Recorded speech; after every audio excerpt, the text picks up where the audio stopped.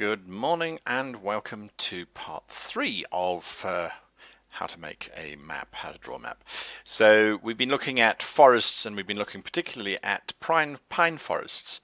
So I've been drawing these studiously all night and I think I have managed to populate my map with enough pine forests here and there to give a sense of this being a very frigid kind of area. So what I've favored up here is I've said, okay, let's have more forests in this area.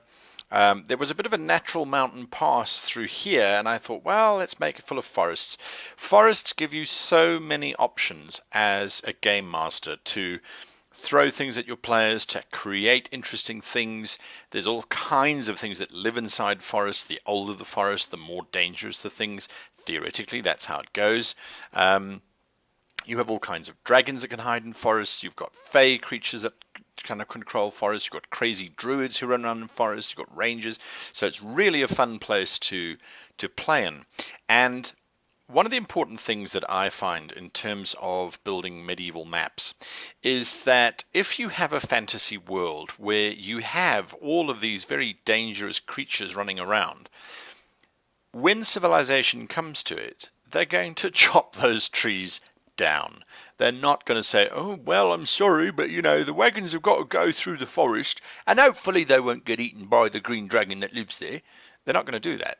What they're going to do is they're going to leave natural channels. They're going to carve these corridors through these dangerous forests so that they can get around without getting attacked.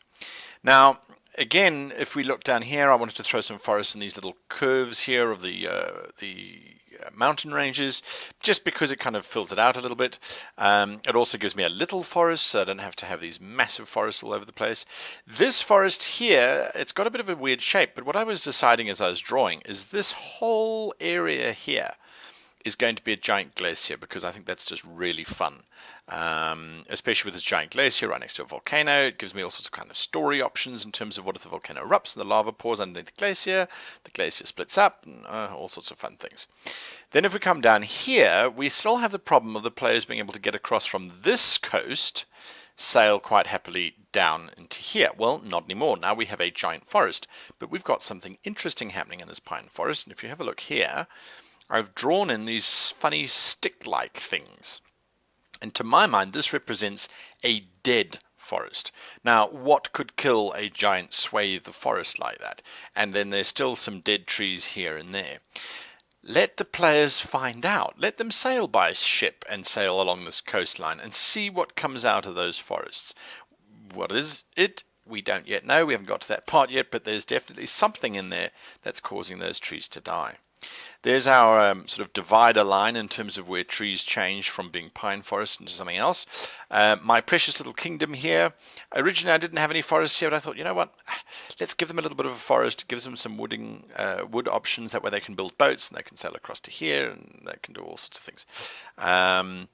So yes, now we have completed pine forests. I'm going to show you. I'm going to show you how. All right, so I'm going to show you oak forests. And the trick here really is for you to play and experiment, so that when you sit back and you look at a map like this, you go, oh, okay, that's pine forest. All right, cool. That's mountains, definitely. This is oak forest, okay, or temperate forest. Let me use a different look in terms of how I draw them, so that at a glance I can see exactly what's going on. And so I've got different techniques that I use for drawing these things. Let me show you now. I'm actually just busy looking at what I want to do. This could be quite a nice big plain, so let's put in a forest here. And of course the benefit is that we're working in Photoshop, so we can undo anything that we don't like. Now, forests, there are a whole lot of ways that people draw forests. Some of them just draw a circle with a tree in it. And they say, right, that's my forest. That's entirely acceptable. It's your map. You can choose how you like to do it. There are others who will draw individual trees. I find this particularly tricky because I'm using a mouse. So, yeah, sure, it might look quite nice, like a tree. from Sim Farm way back in the 90s, but it's just going to take me too long to draw. So the approach that I've gone with is this, and I use it similarly for the jungle, but slightly modified. So here we go. We're going to do, this is now the outline of said forest, and it really does give us an option to just kind of shape out. And again, I'm just sort of, I can't even see what the rest of the map is doing. So we're going to put a forest there, and then we're going to have the next part of the forest come through here. So we've got this great King's Road that will cut through the forest and allow our players to not have to encounter the green dragon that lives in here.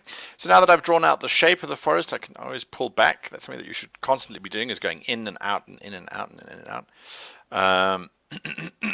Excuse me. So back to 300%. And now it's just a case of drawing sort of circular shapes, filling in little gaps and things. And again, it's entirely up to you as to how you want to design these, how you want to draw them. You might not like this look. You might not like the outline look. You might say, oh, but you don't need that. We can get rid of that outline. And there is nothing wrong with saying that either. You can, absolutely. Because color, we must remember, is going to be a major player in our map and in determining different types of zones that you can't necessarily draw in.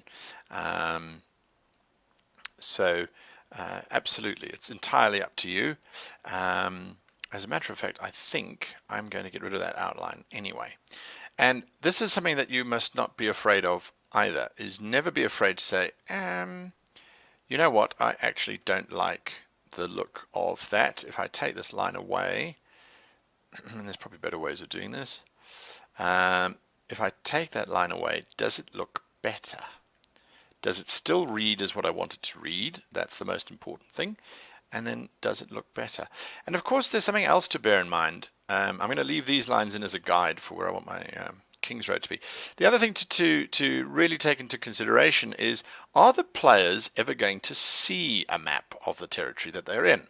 If you're playing a particularly archaic game where maps and cartography is an art form and maps would be very expensive,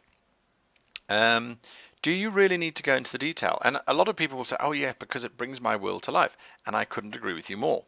One of the things that I used to do, and it's a perfectly viable option for you as well, is just to draw the starting point where the players will start. So I would just draw, say, what's on my screen now. I'd say, right, there's my mountains, there's my forests, there's my coastline. And then as the players ventured north or south or whatever the case might be, draw the map as they go along. That gives you a very organic growth to your map making, and it allows you to turn around and say, guys, what's the name of this forest, please? It's predominantly inhabited by satyrs. And then the players feel as if they're contributing to your world development as well. The problem I have with that is that oftentimes if you don't have the full world laid out, when you sort of step back and look at it, you go, but that really doesn't make sense, and I could have done something better there. And the notion that oh, let's just put in an ocean here or put in a whatever there, it's fun, but it does take a lot of control out of your hands. And what it does do specifically is, and this goes back to storytelling, if you know the fundamentals, if you know the basics, it allows you to on the fly add in stuff that seems as if it was planned, but that actually wasn't. So in case of this map, let's pull out, does it look like forest? Well, it kind of looks different. It certainly doesn't look like the pine trees. So I'll keep on with that. I think that's kind of cool. But by knowing that further north there are mountains, there's a volcano, when I'm in this area, I can describe to my players, way off in the distance, you see a pall of smoke just hanging in the air. Not black, but heavy grey, a threatening kind of cloud. and you can see lightning arcing down from it into the mountain ranges. You know, so you can throw in little descriptive moments here and there that if you're generating the map as you go, you need to be very creative in order to be able to do that. So I wouldn't recommend that for beginner game masters. I would recommend that you map out your space.